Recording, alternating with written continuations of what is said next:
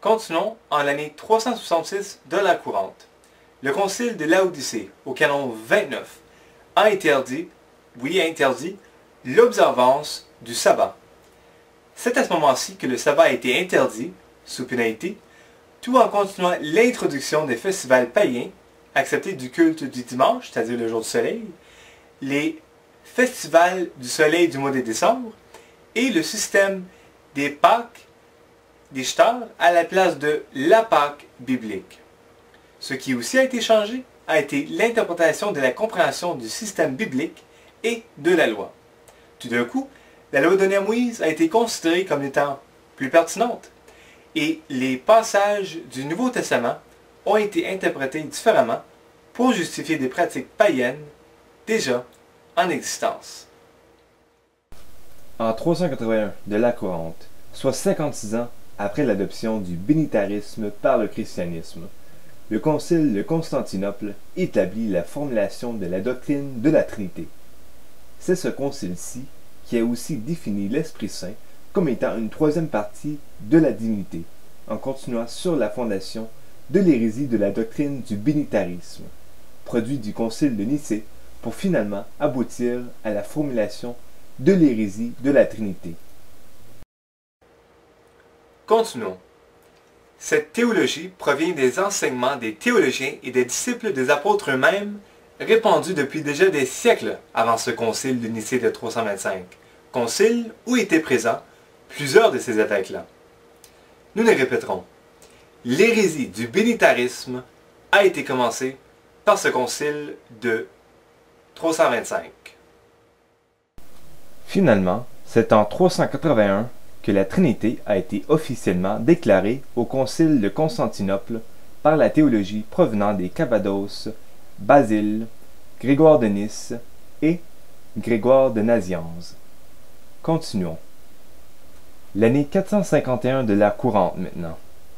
Ce n'est qu'au concile de Chalcédoine en 451 qu'a été convenue la pleine position doctrinale qui plaçait l'Esprit Saint comme étant une personne égale de la divinité. Le rôle et la fonction des fils de Dieu, en tant que messagers et esprits serviteurs, ont été réduits à un tel point que leur existence était devenue banalisée, et le mot « ange » a cessé d'être compris comme une fonction descriptive d'un fils de Dieu exécutant le plan de Dieu. C'était devenu une entité séparée qui avait une existence inférieure en comparaison au rôle perçu du Messie et des élus.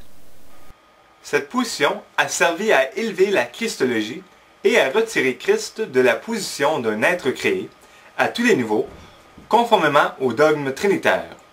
Cette position théologique n'était pas celle de la première Église et le mot ange était considéré comme étant une fonction des fils de Dieu.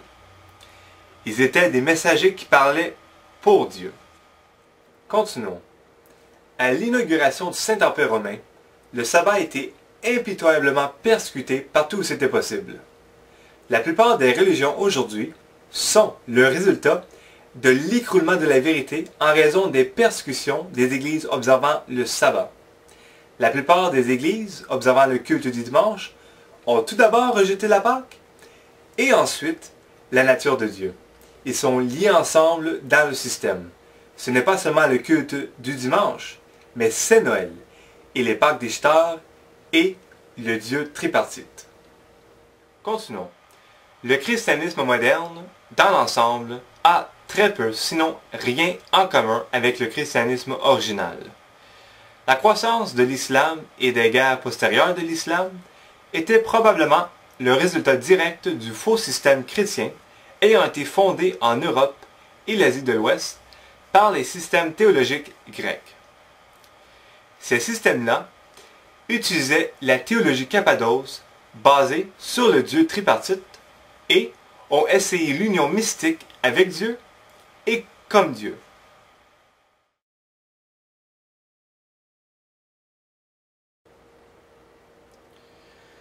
Le culte du soleil et le système tripartite ne fonctionnent tout simplement pas.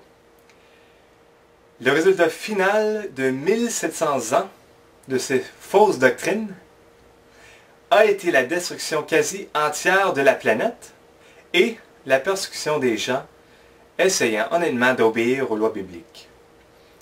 Si vous êtes intéressé par d'autres sujets comme celui-ci, vous n'avez qu'à vous rendre sur notre site internet au www.logon.org/French.